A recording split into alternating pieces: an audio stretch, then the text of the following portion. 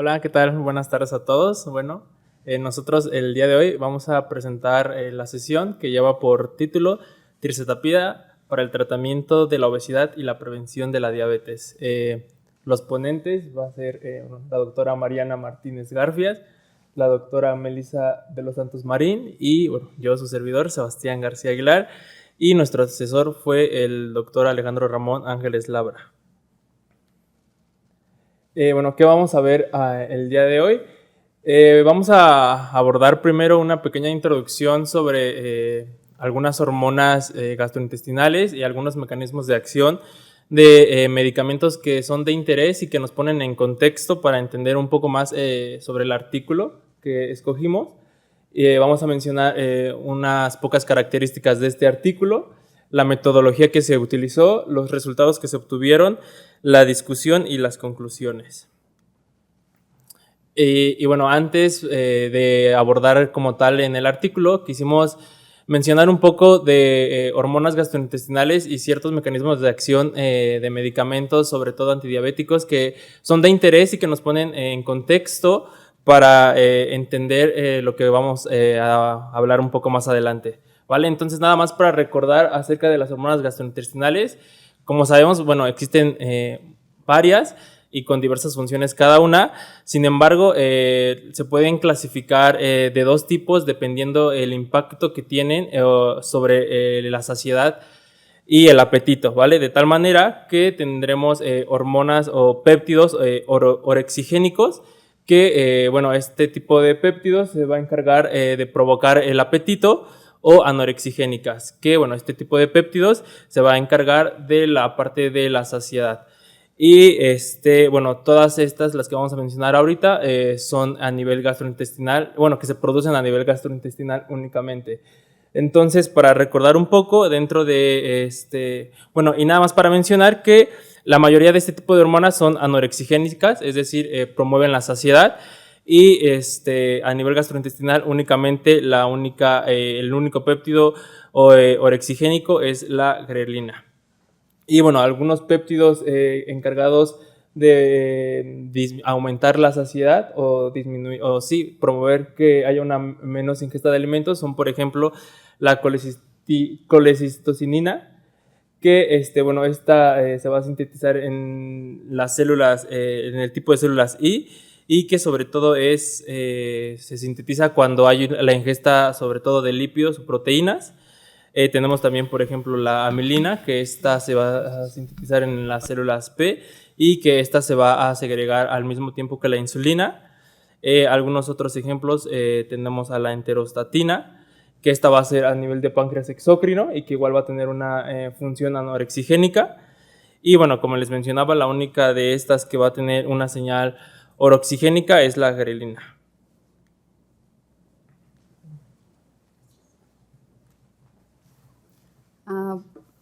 Bueno, yo les voy a hablar ahora sobre los mecanismos de retroalimentación para el control de la ingesta. En este esquema podemos ver que la regulación de la ingesta de alimentos o la saciedad va a tener un rol que se va a estar haciendo entre el sistema nervioso y el sistema gastrointestinal. Por ejemplo, en esta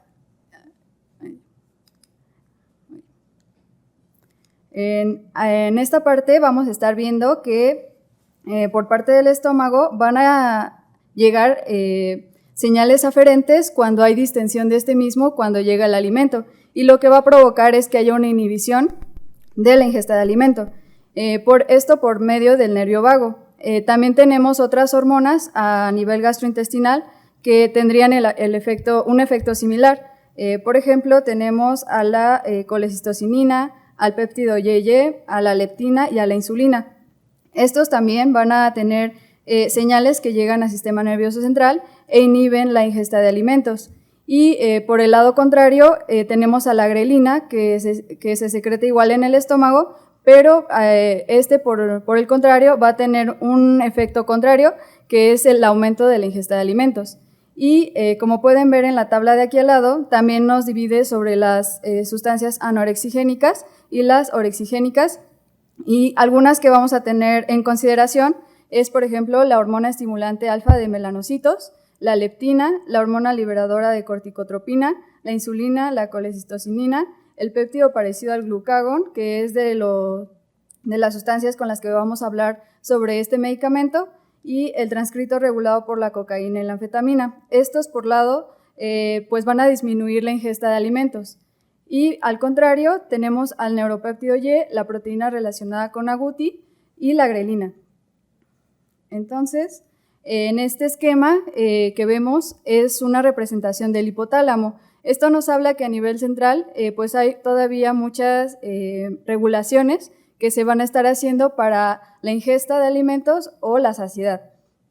Y, por ejemplo, aquí tenemos específicamente en el núcleo arqueado estas neuronas, la neurona de melanocortina y esta otra, que lo que van a hacer es estar secretando melanocortina o esta sustancia que va a estar llegando a esta otra neurona de aquí y pues lo que hace es disminuir la ingesta de alimentos. Por su lado va a estar contrarregulando a esta otra esta neurona de aquí, que lo que hace es secretar esta sustancia, la proteína relacionada con agouti y el neuropéptido Y, que por el lado contrario van a estar aumentando la ingesta de alimentos.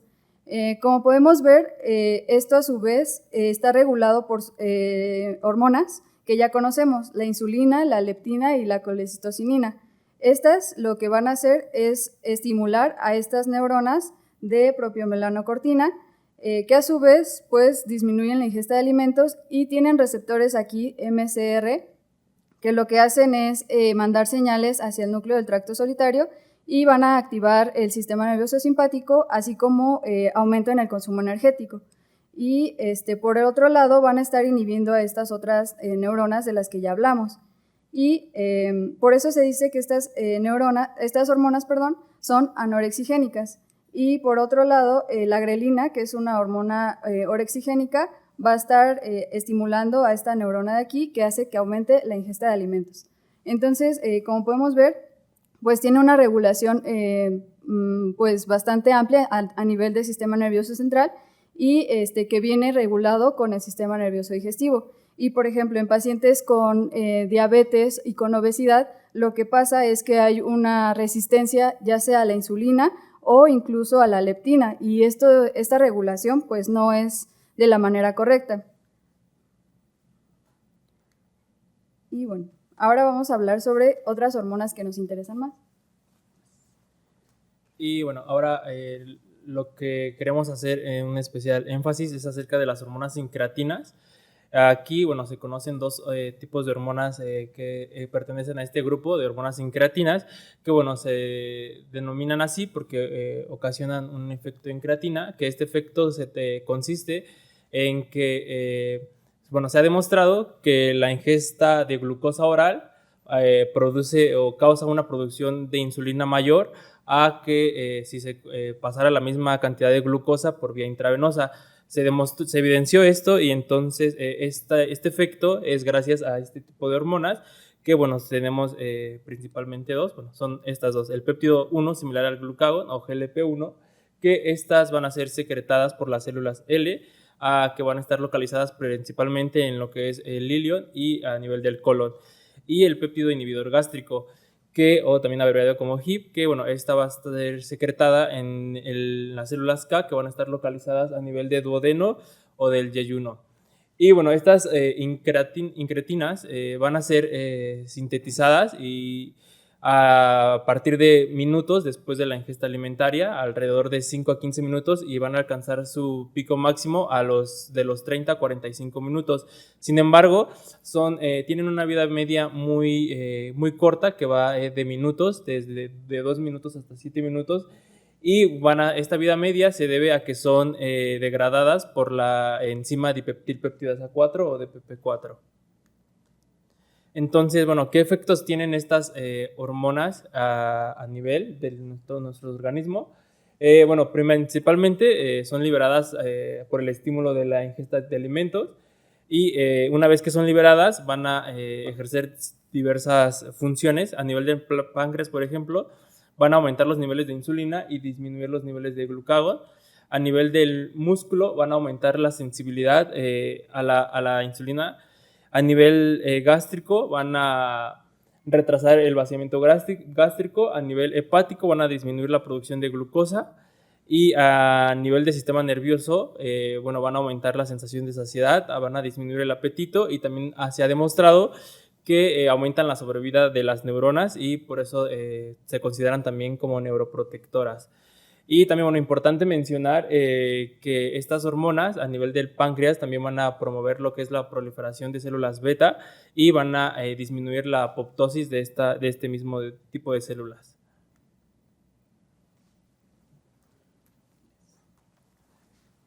Bueno, y aquí ahora propiamente vamos a hablar sobre el mecanismo de acción de la tirzapatida.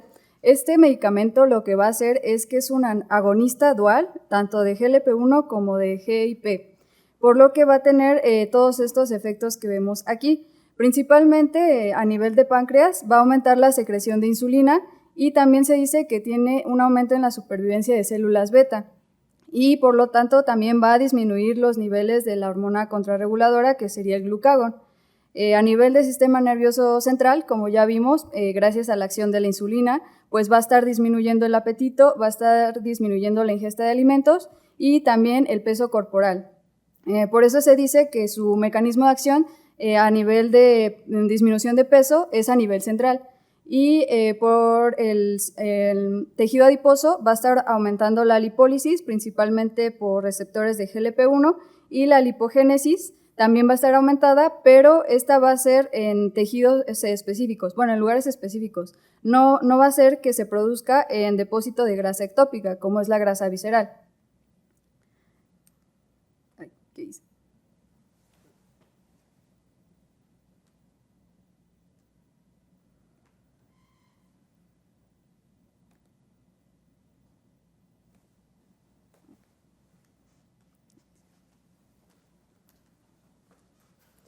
Y bueno, ahora vamos a hablar acerca de los mecanismos de acción de los análogos de GLP-1. Como ya habíamos mencionado antes, los receptores de GLP-1 van a estar en distintos tejidos. En este caso, primeramente vamos a hablar de las células beta pancreáticas. Para que se lleve a cabo este mecanismo de acción, primero debe de unirse el GLP a su receptor. Va a desfosforilar el ATP y se va a convertir en AMP cíclico. Con esto se va a activar el pKa. Los canales de calcio van a estar abiertos por mayor tiempo y esto va a ocasionar que la insulina se esté secretando. De este lado podemos ver las células cerebrales. En este caso, de igual manera, el GLP se va a unir a su receptor y en este caso vamos a tener dos vías. De este lado tenemos la vía mediada por el AMP cíclico. Este nos va a ayudar a aumentar el crecimiento y la reparación celular y a aumentar la creación de sinapsis. De este lado tenemos a la vía mediada por PI3K y en este caso los efectos que va a tener va a ser disminuir el estrés oxidativo, la inflamación y la apoptosis y también nos va a ayudar a que haya una mayor actividad mitocondrial. Otras de las células que va a tener implicaciones con el GLP van a ser las células vasculares. En este caso, de igual manera, tenemos dos vías de señalización. Una va a ser mediada por el AMP cíclico. De este lado va a aumentar la producción de calcio y con esto, como ya habíamos visto antes, va a aumentar la liberación de insulina por las células beta. También nos va a ayudar a la disminución de la formación de células esponjosas y el AMPK va a hacer que disminuya la proliferación de músculo liso. De este lado tenemos otra vía y en este caso va a disminuir las citocinas inflamatorias, con ello nos ayuda a disminuir la inflamación, de igual manera nos ayuda a disminuir el estrés oxidativo y con esto vamos a tener la disminución de la disfunción y la muerte de las células endoteliales. En las células T del intestino va a llegar GLP a su receptor mediante el AMP cíclico activa la pKa, va a haber una activación celular y transcripción genética, con ello vamos a ocasionar la disminución de citocinas y vamos a estar controlando la inflamación. Y bueno, aquí podemos ver el mecanismo de acción de los inhibidores de DPP-4. En este caso, en condiciones normales, DPP4 va a ser una enzima presente en distintos órganos o tejidos. DPP4 se va a encargar de hacer que disminuya la acción de GLP-1 y de otras incretinas. Aquí tenemos un ejemplo. En el caso de que se inhibiera DPP4, el tiempo de vida de las incretinas como GLP-1, que ya habíamos mencionado previamente, va a aumentar. En este caso estamos viendo lo que haría a nivel pancreático. En este caso, las células beta del páncreas estarían aumentando la liberación de insulina, las células alfa pancreáticas disminuirían la secreción de glucagón y estas dos en su conjunto podrían ayudarnos a disminuir justamente los niveles de glucosa que tenemos en la sangre. Otro tema importante del que tenemos que hablar va a ser la obesidad. La obesidad es considerada una enfermedad crónica que es relacionada con la adiposidad que hay en el cuerpo y esta va a afectar la salud y el bienestar de una persona. Ejemplo de ello es que va a aumentar el riesgo de enfermedades cardiovasculares y debemos de recordar que las enfermedades cardiovasculares justamente van a ser una de las principales causas de mortalidad. Se dice que el 36.9% de la población mexicana va a tener obesidad y se estima que entre el año 2016 y 2022 hubo una prevalencia que aumentó desde el 33.3% al 36.9%. También hay que hablar de prediabetes. En el caso de la prediabetes, en el 2022 la prevalencia fue del 22%. El hecho de que un paciente tenga prediabetes también es importante debido a que tiene un mayor riesgo de que progrese a diabetes y también mayor riesgo de enfermedades cardiovasculares que, como habíamos visto en la diapositiva anterior, son una de las principales causas de muerte. Para hacer el diagnóstico de prediabetes tenemos los criterios que están de este lado. En este artículo se tomaron justamente estos tres criterios: la glicemia capilar, que debe de estar entre 100 y 125, una curva de tolerancia a la glucosa en la que a las 2 horas de valores de 140 a 199 y una hemoglobina glucosilada entre 5.7 y 6.4. Con que sean positivos 2 de estos 3 criterios, ya se dice que el paciente tiene prediabetes. Y bueno, ahora vamos a hablar un poco ya acerca de lo que es el artículo. En este caso, la autora principal es Anya Yastrebov. Ella es profesora de endocrinología en la Universidad de Yale, directora del Centro de Investigación de Obesidad en Yale y coordinadora del Centro para el Control de Peso en Yale. El artículo fue publicado en la revista New England Journal of Medicine con un factor de impacto 96.2 y la fecha que tiene de publicación es el 13 de noviembre del 2024. Este es el artículo. Es un ensayo clínico de fase 3, doble ciego, aleatorizado y controlado. En cuanto a la metodología, en un inicio se seleccionaron 2.539 pacientes. Esos 2.539 pacientes tenían obesidad y posteriormente se quedaron nada más con los 10.032 pacientes que tenían prediabetes. Las características de estos pacientes es que tenían un IMC mayor o igual a 30 o un IMC mayor o igual a 27 con alguna complicación de la obesidad. Se dividieron en 4 grupos. El primer grupo se le dieron 5 miligramos de tirzepatida semanales, al segundo grupo 10 miligramos, al tercer grupo 15 miligramos y al cuarto grupo nada más se le dio una dosis de placebo. Este estudio tuvo lugar desde diciembre del 2019 hasta julio del 2024. Fueron 176 semanas en un tratamiento con tirzepatida. Posteriormente se les dejaron 17 semanas sin tratamiento, lo que nos dio un total de 193 semanas. En cuanto a las intervenciones que hubo, aparte de las dosis que se les estuvo dando de tirzepatida, también se les asesoró en cuanto al estilo de vida que debían de llevar, se les hizo hincapié en que debían de tener un déficit calórico de 500 calorías al día y aparte se les informó que debían de hacer 150 minutos de actividad física al día. Los controles que se tuvieron fue mediante la hemoglobina glucosilada y la glucosa sérica en ayuno cada 12 a 13 semanas y una curva de tolerancia a la glucosa en la cual se medía la glucosa a las 2 horas en la semana 72, 125 y 176. Posteriormente dejaron pasar 17 semanas sin tratamiento y al término de esas 17 semanas de tratamiento se volvieron a tomar los mismos controles.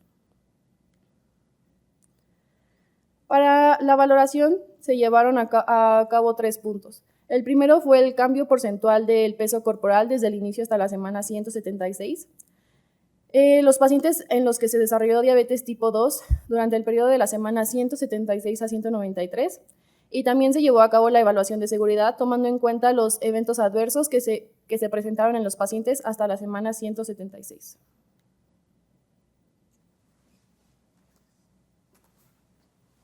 Y bueno, ahora hablando en cuanto a los resultados, primero quise poner esta tabla que nos hablaba sobre las características demográficas del tipo de población, y bueno, lo divide dependiendo el grupo al que perteneció cada integrante, de tal manera que tenemos al grupo que formó parte de los que estuvieron con tratamiento de tirzepatida de 5 miligramos, de 10, de 15 y de placebo, y el total. La media de edad fue de toda la población de 48.2 años, y con una prevalencia de las mujeres del 63.9% de la población total.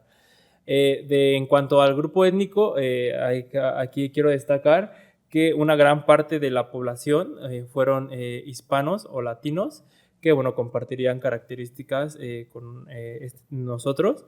Y bueno, el peso, la media, fue de 107 kilos.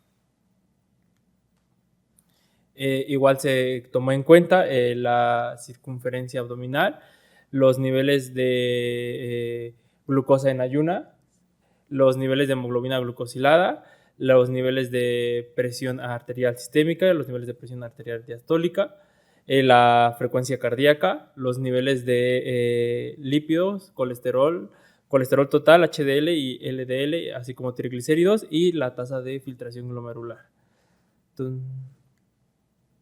Y bueno, ahora sí, hablando en cuanto a los resultados que demostró este estudio, bueno, primero quise poner una gráfica acerca de los cambios que hubo en el peso corporal de los pacientes que estuvieron con este tratamiento. Y bueno, aquí podemos ver en esta gráfica que de color azul claro están aquellos que estuvieron en tratamiento únicamente con 5 miligramos, en azul un poco más oscuro aquellos de 10 miligramos, el azul aún más oscuro de 15 miligramos, y en gris aquellos que estuvieron con placebo. Y bueno, podemos darnos cuenta que los pacientes que tuvieron una pérdida en porcentaje de peso mayor fueron aquellos que estuvieron en un tratamiento de 15 miligramos semanales, y en promedio este grupo perdió el 19.7% de su peso corporal con el que habían iniciado el estudio. A diferencia de aquellos que únicamente estuvieron con placebo, que bueno, ellos únicamente en promedio perdieron el 1.3% de su peso corporal con el que habían iniciado.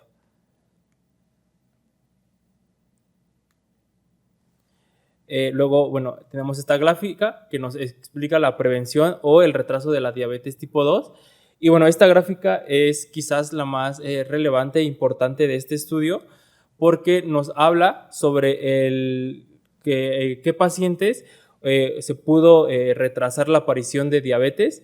Entonces vean, la línea gris es en los pacientes que estuvieron con placebo, y la línea azul es en el grupo en total de pacientes que estuvieron en tratamiento con tirzepatida, ¿vale? De tal manera que si observamos a la semana 176, en aquellos pacientes que estuvieron con placebo, 36 pacientes del grupo en total desarrollaron o terminaron con el diagnóstico de diabetes, y únicamente 10 pacientes que estuvieron en tratamiento con tirzepatide tuvieron el diagnóstico de diabetes. Y bueno, para la semana 193, que fue posterior a las 17 semanas sin tratamiento, 37 pacientes de los que estuvieron únicamente con placebo terminaron con diagnóstico de diabetes, y únicamente 18 pacientes terminaron con el diagnóstico de diabetes en aquellos que habían estado en tratamiento con tirzepatide. Y bueno, esta gráfica nos demuestra que cómo la tirzepatide retrasó la aparición y previno la diabetes tipo 2. Y bueno, aquí en estos cuadros nos habla sobre los umbrales de reducción de peso y cambios en el estado glucémico, de tal manera que, bueno, nos explica qué participantes regresaron a valores de normoglucemia para la semana 176. Aquellos que estuvieron con dosis de 5 miligramos, el 89.9% de ellos regresó a valores de normoglucemia. En aquellos que estuvieron con dosis de 10 miligramos, 239, que equivale al 91.2%, regresaron igual a valores de normoglucemia. el 93.3 que estuvo con dosis de 15 miligramos regresaron a normoglucemias, y en el grupo placebo, que llevaban la actividad física y el déficit calórico, únicamente el 58.9 regresó a valores de normoglucemia. Esta gráfica nos habla sobre qué participantes alcanzaron los umbrales de reducción de peso. Entonces se divide en 5 categorías: aquellos que perdieron igual o mayor al 5%, aquellos que perdieron el 10 o igual y mayor o igual al 10% de peso, aquellos que perdieron del 15, del 20 y del 25%. Y bueno, los que predominan son aquellos que perdieron el 5%, sin embargo, aquellos que únicamente estuvieron con placebo, únicamente 2 de ellos alcanzaron el umbral de peso de una pérdida de mayor o igual al 25%, no así en los que estuvieron con tirzepatida, que demuestra que aquellos que únicamente estuvieron con 5 miligramos, 13 de ellos alcanzaron la pérdida de mayor o igual al 25% de peso, el 34 de pacientes que estuvieron con dosis de 10 miligramos semanales, 34 de ellos perdieron mayor o igual al 25%, y 35 de los pacientes que estuvieron con dosis de 15 miligramos perdieron mayor o igual al 25%. Y por último, dentro de los resultados, esta gráfica nos habla sobre cambios en el estado glucémico. Como podemos ver, en un inicio el 100% de los participantes tenían criterios de prediabetes según la ADA, y para la semana 176 en los distintos grupos se evidencia aquí cuántos terminaron con diagnóstico de prediabetes, de diabetes y anormoglucemia. Veamos cómo en el grupo de 5 miligramos, el 89.9% de ellos regresó a valores de normoglucemia, el 8.5% quedó con diagnóstico de prediabetes, y únicamente el 1.6% terminó con diagnóstico de diabetes. En cuanto a pacientes, por ejemplo, con dosis de 15 miligramos semanales, el 93.3% regresó a valores de normoglucemia, el 6.3% se quedó en los límites de prediabetes, y únicamente el 0.4% progresó a diabetes tipo 2. Y en esta otra gráfica de aquí nos habla sobre los pacientes después de las 17 semanas sin tratamiento de tirzepatida. Entonces, en los pacientes, por ejemplo, que estuvieron a dosis de 5 miligramos, después de las 17 semanas sin tratamiento, el 73.7% se mantuvo en valores de normoglucemia, 23.5% de ellos con diagnóstico de prediabetes, y únicamente el 2.8% con diagnóstico de diabetes. Y veamos la diferencia con el grupo placebo, que para el final del estudio, el 55.9% de ellos que llevaban la actividad física y el déficit calórico regresaron a valores de normoglucemia. Sin embargo, aquí fue mayor el número de pacientes que evolucionaron de prediabetes a diabetes, fue en el 30.4%, y el 13.7% de ellos a diabetes tipo 2. Y esta gráfica nos habla sobre aquellos participantes con reversión a la normoglucemia según los umbrales de reducción de peso en la semana 176.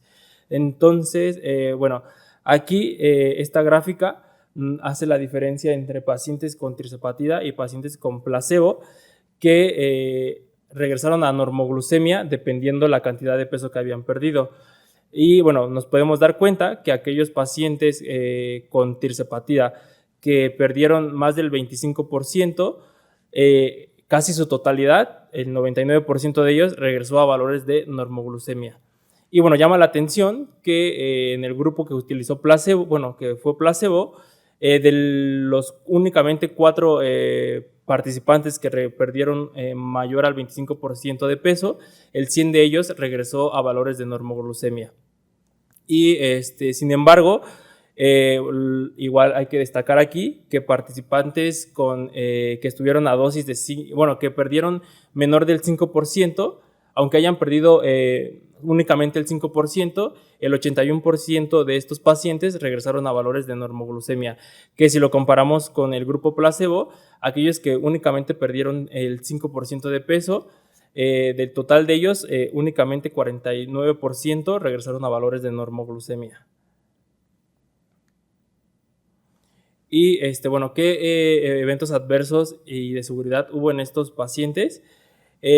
Podemos, en este cuadro de aquí nos remarca y nos recarga que no se demostró en la mayoría de los pacientes ningún efecto adverso, ya sea con tirzepatida o con placebo. Sin embargo, sí se presentaron algunos. Dentro de los que se presentaron y que fueron causa de deserción o que continuaran con el tratamiento, sobre todo fueron a nivel gastrointestinal, como la náusea, la diarrea o la constipación. Algunos otros eventos adversos se mencionan en esta tabla. Sin embargo, lo que destaca en esta tabla es que los eventos adversos que predominaron fueron aquellos a nivel de vesícula, sobre todo, de vesícula biliar, sobre todo en pacientes que tenían dosis de tirzepatida más alta, como aquellos que usaban dosis de 10 miligramos o de 15. En este grupo, 10 pacientes de los que usaron dosis de 10 presentaron eventos adversos relacionados a la vesícula biliar, y 9 pacientes que estuvieron a dosis de 15 miligramos igualmente presentaron eventos adversos relacionados con la vesícula biliar.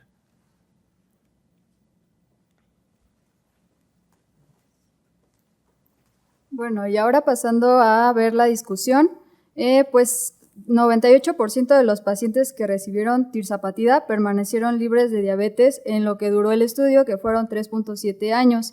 Esto nos habla de que un tratamiento que ataque tanto la adiposidad como la disglucemia va a tener un mayor efecto a nivel de regulación de la glucosa en sangre.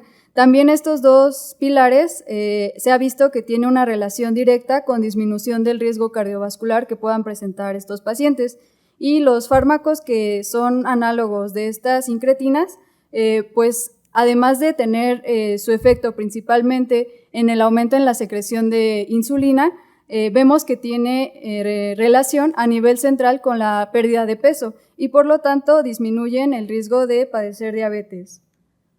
En esta tabla que pusimos aquí, hace una comparación de estos medicamentos que son análogos de GLP-1, como la liraglutida, la semaglutida y la tirzepatida, que es dual para GLP-1 y GIP, y vemos cómo la reducción de peso en porcentaje va aumentando conforme mayor es el análogo, que sería en este caso la tirzepatida. Y también relaciona el cociente de riesgo de desarrollo de diabetes, y vemos cómo también va disminuyendo el riesgo de padecer diabetes, como vimos en los resultados del estudio. Y la reversión a la normoglucemia también fue mayor en pacientes que fueron tratados con tirzepatida. Entonces vemos cómo tiene un efecto muchísimo mayor este fármaco a comparación de los ya conocidos. Bueno, otra cosa que nos menciona el estudio son estos dos ensayos, el programa de prevención de la diabetes, en donde tomaron en cuenta estilos de vida con metformina que fueron mayores en cuanto a resultados comparados con un placebo en la reducción de riesgo de diabetes mellitus tipo 2, pero sin embargo vieron que las medidas de glucemia continuaron aumentando en todos los grupos de prueba durante 4 años. Y otro estudio, que fue el SELECT, nos habla sobre la semaglutida, y en esta se vio que no ralentizaba la progresión de la disglucemia. Es decir, que en el momento en que se están utilizando estos fármacos o estas medidas, sí vemos buenos resultados en la glucemia, pero a largo plazo no tanto. Y esto nos habla también de que las personas con prediabetes van a presentar un deterioro progresivo de la función de las células beta del páncreas, independientemente del tratamiento activo o del placebo. Por lo que, por ejemplo, usando medicamentos como tirzepatide, que vemos que tiene un aumento en las células beta del páncreas en su sobrevida, pues no vamos a tener tanto este deterioro como vemos en otros tipos de medicamentos. Y bueno, eso fueron de estudios que se hicieron previamente, y el estudio actual, ¿qué es lo que nos arroja? Que el efecto sostenido de la tirzepatida sobre la glucemia a lo largo de 3 años de tratamiento es, así como dice su nombre, es un efecto sostenido. Entonces, la glucemia pues se va a regular en lo que se está utilizando el medicamento. También se vio que participantes que perdieron menos del 5% de su peso tuvieron un beneficio glucémico. Esto nos habla de que no necesariamente se tiene que perder tanto peso para ver resultados a nivel de la glucemia. Y el grupo placebo no mostró el empeoramiento esperado en las mediciones glucémicas durante la intervención continua en el estilo de vida. Esto nos habla de que no solamente se trata de utilizar un fármaco para el control de la diabetes o la prevención de esta, sino que también intervienen la dieta y el ejercicio, como fueron el grupo placebo. También se vio que hay recuperación de peso media estimada del 7% durante el periodo de 17 semanas que fueron sin tratamiento. Esto nos habla de que varios participantes revirtieron su peso una vez que ya no estaban llevando el tratamiento farmacológico. También se vio que la reversión de la normoglucemia a la prediabetes en el 15.5% de los participantes que recibieron tirzapatida y también que 1.2% de los participantes que recibió un diagnóstico de diabetes mellitus tipo 2. Estas dos cuestiones nos hablan de que se necesitaría continuar la terapia a largo plazo con este medicamento, así como en otras enfermedades crónicas en donde el tratamiento ya es de por vida. Y también se vio mejoras en las cifras de tensión arterial, los niveles de lípidos y los niveles de ALT y AST. Esto nos lo mostraron también en los resultados que se tomaron en cuenta estas mediciones y nos habla que la reducción de peso con el control glucémico va a tener un efecto importante en pacientes que presenten riesgo cardiovascular. Y también se vio que mejoraba la calidad de vida de los pacientes, esto gracias a los cuestionarios que se aplicaron para medir esto, principalmente se vio en la función física. Y los eventos adversos gastrointestinales, que igual nos mencionaron, fueron disminuyendo a lo largo del ensayo, por lo que nos habla que el uso de este medicamento es seguro a largo plazo. Ahora, los puntos fuertes del estudio fueron que la duración fue de 193 semanas o aproximadamente 3.7 años, que es considerable, y el tamaño de la muestra fue relativamente amplia, que fueron participantes con obesidad y prediabetes, fueron un total de 1,032 participantes, y los criterios diagnósticos, como también nos mencionaron, fueron que se tomaran 2 de 3 de acuerdo a criterios rigurosos según la ADA. ¿Y cuáles fueron las limitaciones del estudio? Pues la deserción de los participantes, ya sea porque interrumpieron el fármaco o el placebo o abandonaron el estudio. Y de estos, 355 participantes fueron quienes abandonaron el estudio, que correspondería a un 34% aproximadamente. Y por último, las conclusiones a las que llega el estudio es que en este ensayo controlado aleatorizado en personas con obesidad y prediabetes, el tratamiento con la tirzapatida resultó en una reducción de peso sostenido, acompañado de un riesgo significativamente menor de progresión a diabetes tipo 2 comparado con el placebo. Entonces, nuestras conclusiones personales fueron que la tirzapatida es útil como parte de tratamiento integral de la obesidad y la prediabetes y la diabetes, debido a su mecanismo de acción, tiene efectos tanto metabólicos que tienen impacto en la calidad de vida de los pacientes y se recomendaría su uso de manera prolongada, visto que sus efectos adversos disminuyen y por lo tanto es segura. Y pues eso sería todo por nuestra parte. Gracias por su atención. ¿Alguna pregunta, comentario?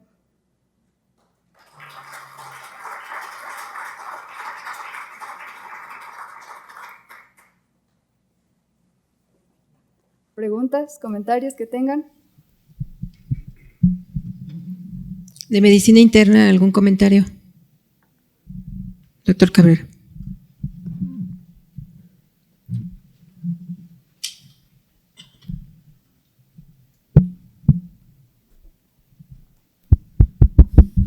Hola, ¿qué tal? Buenas tardes. Pues me parece que es un estudio que tiene probablemente uno de los datos que a este momento más importantes, que es el tiempo que evalúan las poblaciones. Antes de este estudio, pues todavía había un poco más de inquietudes respecto a efectos adversos en otros estudios, no tanto en el contexto de la tirzapatida, sino de otros análogos y todo esto. Y este es de los primeros que tienen un seguimiento, de los que tienen más tiempo en su seguimiento, entonces probablemente llega a disminuir un poco las preocupaciones por efectos adversos asociados a los medicamentos. Eso me parece que es algo muy reconocible de este estudio. Eso es como en el contexto de la seguridad que había sido tema de controversia. En el punto 2, pues también que había muchos comentarios entre diferentes poblaciones, o más bien entre diferentes médicos, que hablaban de la recurrencia de lo que se intentaba tratar con estos tratamientos una vez que se suspendía el medicamento. Entonces también llega como a decir, por el periodo de tiempo y el seguimiento, que también es uno de los que más seguimiento hizo después de haber suspendido el tratamiento, que demuestra o que apoya que podría prolongarse el tratamiento mucho más tiempo. Eso también parece muy interesante. En los apéndices del estudio incluso nos ponen las cifras, cuánto disminuye la presión sistólica, la presión diastólica, más o menos ronda ahí entre 7 hasta 8 de la sistólica y como 6, 7 de la diastólica, que es un componente también importante en los pacientes que tienen comorbilidades de este tipo. Entonces creo que eso es algo muy importante. Y finalmente, también, como ya mencionaron, es el único actualmente que tiene agonismo dual y llega a abrir puertas para otros medicamentos. El más sonado actualmente se llama retatrutide. Ese tiene agonismo triple, agoniza también los receptores de glucagón. Entonces me parece que, o sea, falta mucho, estamos como en el pináculo, más bien en el punto inicial de el uso de estos medicamentos, y tener un agonismo triple, ya no un dual, pues habla de hacia dónde vamos, aunque pues bueno, no está autorizado ese medicamento y todavía está en fases clínicas. Pero en general me parece un estudio muy, muy válido y muy importante de conocer en el contexto del gremio médico.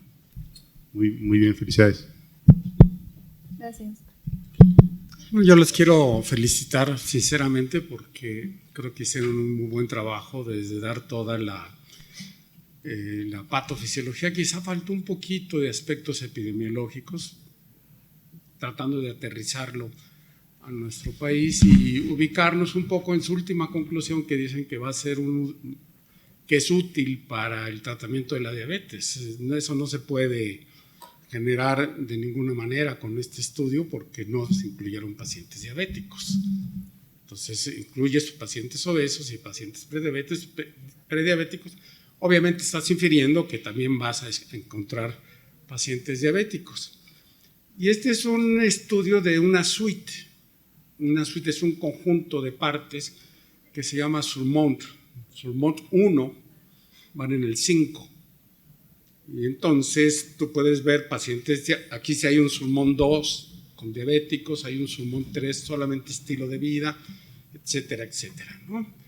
Entonces sí es como nos menciona Alexis y ustedes también, es un estudio de una potencia muy, muy importante, pero creo que habría que verlo también con un escepticismo saludable, porque aunque tiene una potencia estadística muy importante, un gran diseño, pues son profesionales los que se dedican a hacer estos estudios. Habría que mencionar también que de los principales investigadores están gente de la industria farmacéutica involucrada directamente en el estudio. Así, si tú ves en los 7 u 8 autores principales, tenemos 3 o 4, un chino, un ruso y otros, todos están en Yale, que trabajan directamente con Eli Lilly, que es la casa que lo produce, y que directamente se metieron al estudio. Y esto se ha demostrado en diferentes contextos y en la literatura, que cuando la industria se mete de esta manera, los resultados de alguna manera pudieran tener un sesgo. Entonces, es un escepticismo saludable, es un estudio potentísimo, sin duda alguna. Hay algunos peros, por ejemplo, que la mayoría de la población es raza blanca, y esto tiene ciertas limitaciones en la validación externa, aunque si bien en México hay un grupo importante de pacientes mexicanos que fueron probados en México, en Guadalajara y en Monterrey, pero todos estos pacientes fueron reclutados literalmente por grupos que se dedican al business, a la maquila de estudios. No fueron en centros universitarios, excepto el de Monterrey, que sí metieron pacientes del Eleuterio González ahí, ¿no? Entonces, la tasa de abandono es muy alta, tienen 38%, entonces tienes que ver por qué abandonaron tantos estos pacientes. Y en efectos secundarios, quizá no se están evaluando a la luz de cómo se deben de evaluar actualmente, estos pacientes. ¿Te importa que pierdan peso? Sí, pero ¿qué tipo de peso? Entonces tú tienes que ver composición corporal en estos pacientes, no simplemente perder peso. Entonces, todos los estudios actuales, y creo que un buen nutriólogo y un buen médico que se dedique a controlar esto, tienes que hacer evaluación de composición corporal. Entonces, lo que tú estás viendo es que pierden peso, sí, pero el 25% del peso que pierden es masa magra. Y cuando digo masa magra, no me refiero exclusivamente al músculo, es algo muy importante. Me refiero a todo lo que no tenga grasa. Y entonces vamos a ver aquí que hay, y además por el mismo mecanismo de acción de estos inhibidores, tenemos un importante impacto en la masa ósea. De hecho, se han asociado con osteoporosis, con fracturas. ¿Y esto a qué se debe? Quizá no al mecanismo directo, porque sí tienes problemas de absorción de vitamina D, pero estás perdiendo masa magra, y el problema de caídas y el problema de fracturas es algo que se debe considerar. Pero en fin, yo creo que metodológicamente vale mucho la pena el estudio, es una nueva generación de moléculas que no solamente te van a llevar al adecuado control, sino que ya podemos hablar incluso de remisión de diabetes.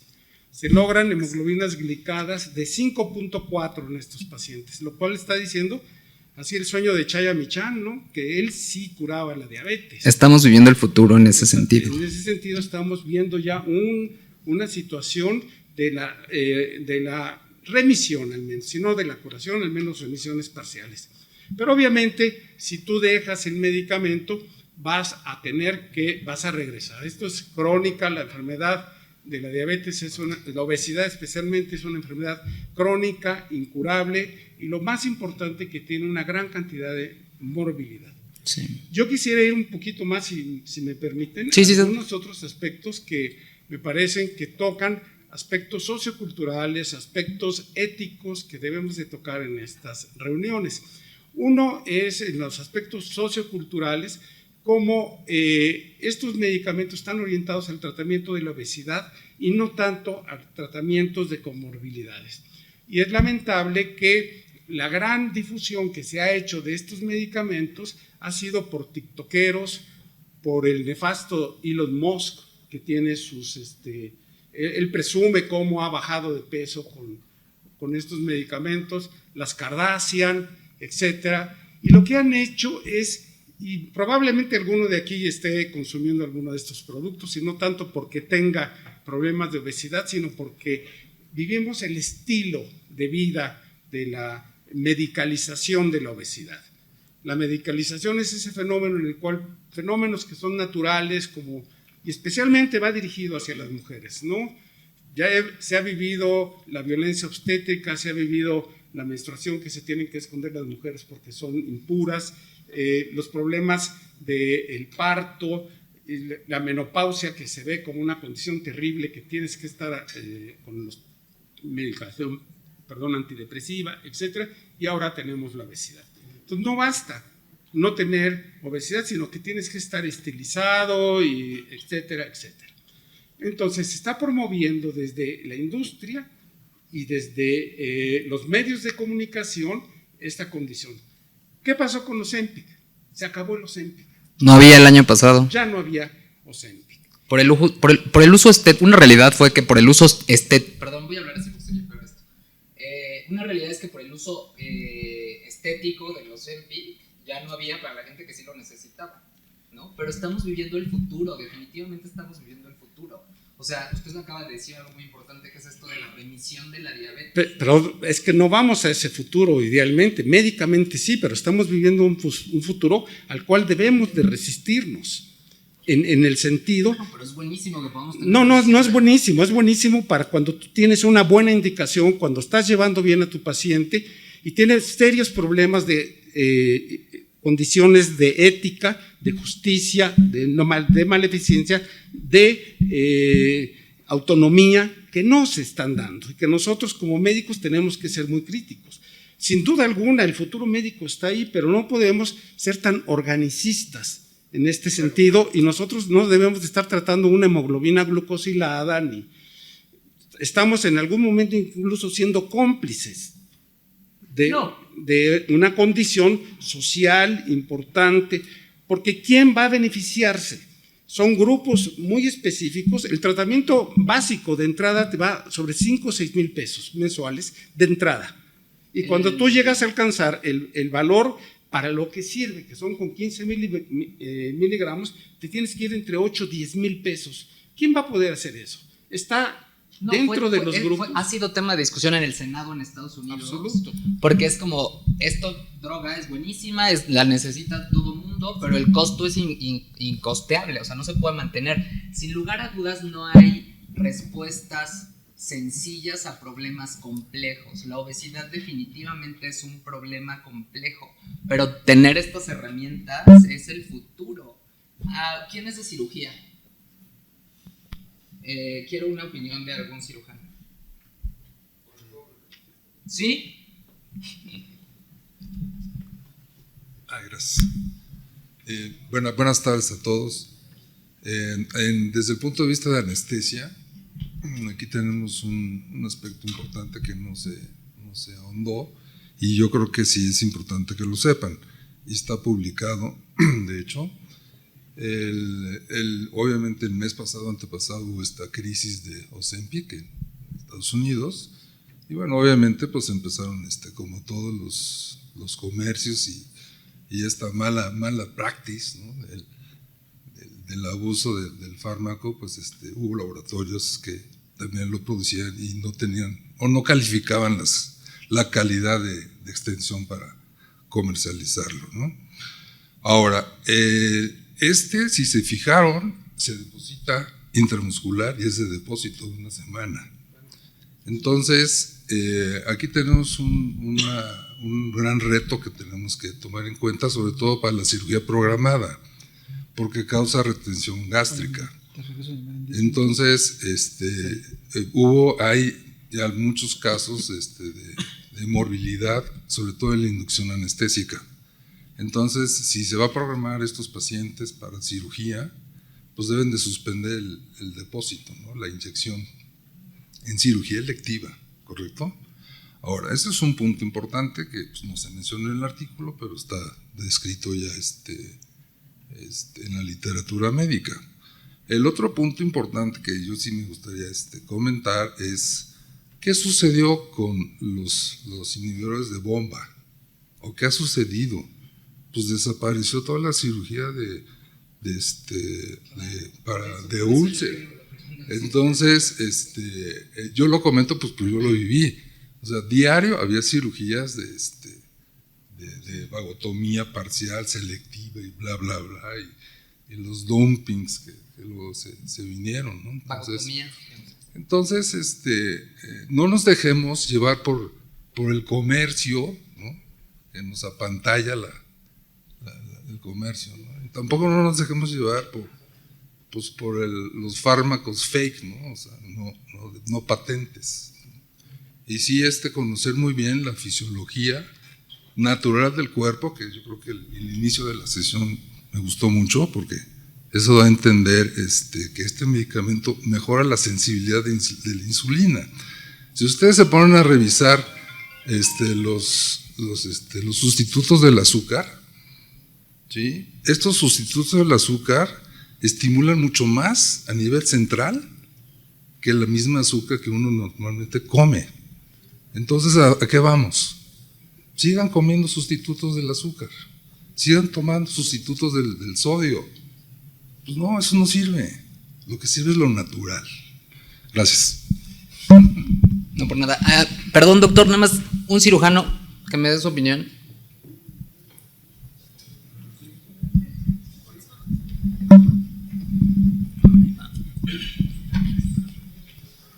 Bueno, igual a mí me pareció interesante pues el artículo, la plática que dieron.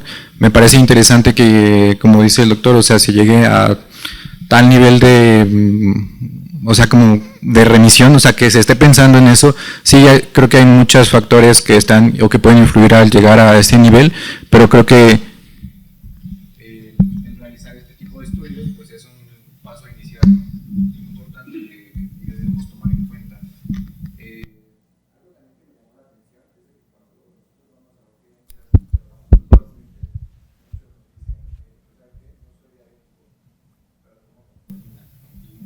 No sé cómo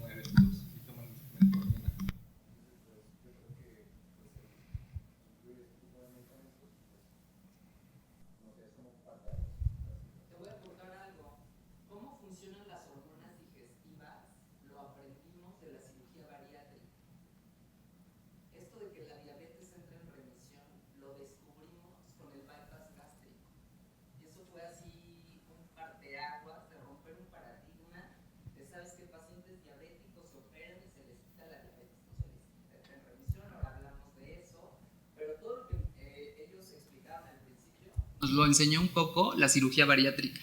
Fue por ahí de 2009 que el grupo de Cleveland se pone a publicar sus series enormes de bypass gástricos y remisiones de diabetes. Entonces este es el siguiente paso. Ya hay targets moleculares dirigidos a estimular estas hormonas digestivas con desenlaces buenísimos. Muchas cosas que decir. Sí, la industria está metido en esto, pero pues los resultados son súper duros. Para que te acepten un ensayo clínico de estos en una institución pública te piden un montón de cosas que son bien difíciles de cumplir.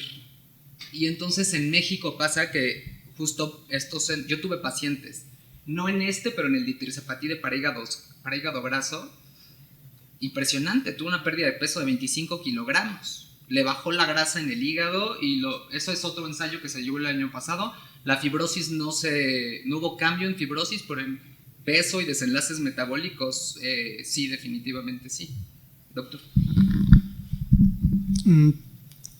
Yo creo que la invitación de este artículo tiene datos muy duros, datos muy claros, es de los medicamentos más revolucionarios, está pegando en la diabetes, en la obesidad. Efectivamente aprendimos de la cirugía bariátrica que tenía implicaciones que podían curar, eso sí cura la diabetes, la cirugía bariátrica. Este medicamento no lo cura, lo va a tener en remisión. Entonces habrá que considerar a los pacientes que sean quirúrgicos y los pacientes que sean candidatos a un medicamento de estas características. Pero yo creo que debemos apegarnos a lo ético, que nosotros para prescribir un medicamento de este tipo no nada más es mandar la receta, sino que el paciente debe cambiar su actitud, debe cambiar su conocimiento de su alimentación y modificar el estilo de vida. Porque si no lo hace, así tuviera la mejor cirugía bariátrica o tuviera el mejor medicamento, va a ser un fracaso. Entonces, esa parte la podemos en el artículo entender porque son pacientes que están estrictamente estudiados, que tienen modificación del estilo de vida, que tienen cambio conductual, que es importante en la terapia de diabetes y de obesidad.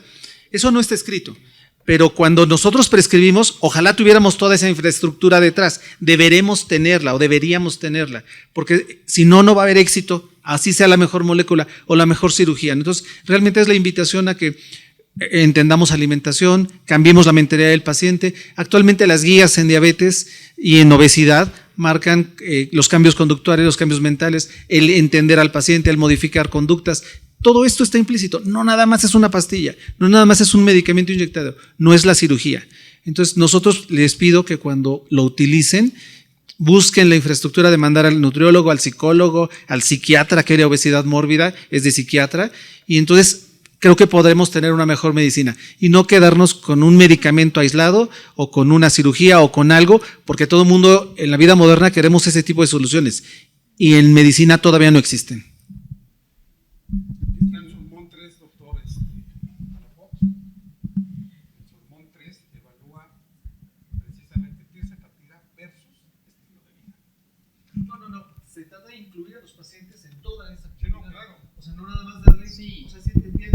Estudios que marcan qué tanto es el medicamento y tanto.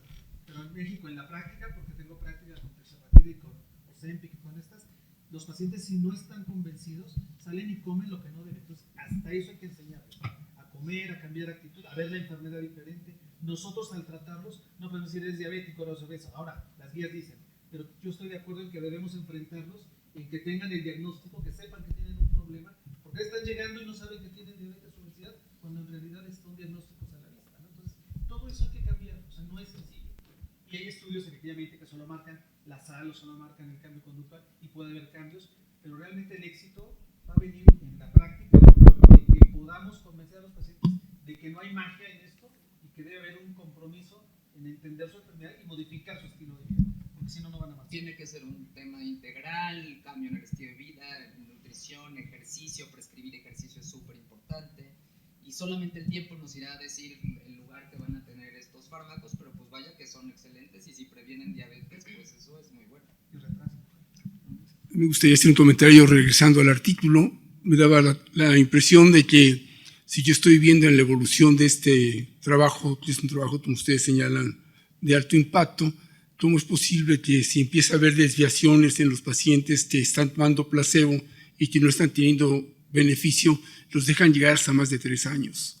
A mí eso aparte me movía que no era ético, porque si yo sé que los demás pacientes estás teniendo mejoría y van en circunstancias adecuadas, ¿en qué momento este trabajo deja de ser ético y por ende se cae totalmente su eficacia, su eficiencia y su credibilidad? Entonces a mí al final me dejó ese mal sabor de boca.